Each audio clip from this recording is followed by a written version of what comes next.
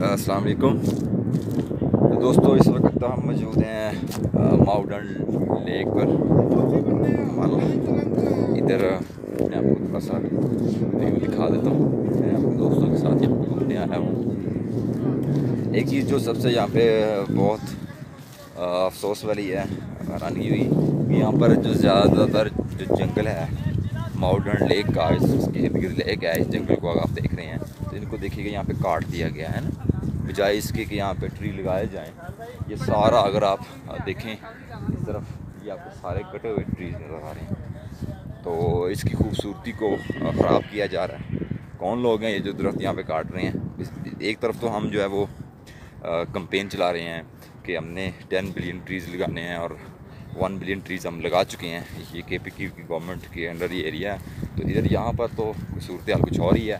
ये ज़्यादातर दरख्त आपको अगर देखें तो नज़र आ रहे हैं कटे हुए हैं, जले हुए हैं। ये यहाँ पे लोग जो हैं वो इनको जलाते हैं, दरख्त काटते हैं। क्यों काट रहे हैं? छोटा सा जो यहाँ का झील है और इसके छोटा सा जंगल था ये तो अब ख़राब हो चुका है।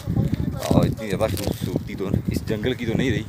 इर्द गिर्द तो डेफिनेटली अच्छा माहौल है, अच्छी जगह है, लेकिन इसको मज़ीद ख़राब होने से बचाया जा सकता है अगर गवर्नमेंट, यहाँ के लोग और यहाँ पे जो टूरिस्ट हैं वो ख्याल करें। जो लोग दरख्त काट रहे हैं, बल्कि यहाँ पे तो अपन दरख्त लगाने की ज़रूरत है। ये देखिए सारा का सारा जो एरिया है आपको खुला नज़र आ रहा है, ठीक है। वो पीछे आपको दरख्त नज़र आते हैं।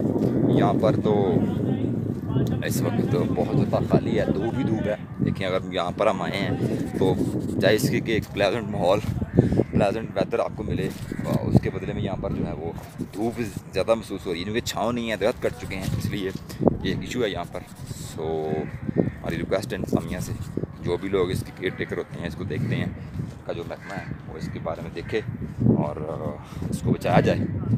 Thank you.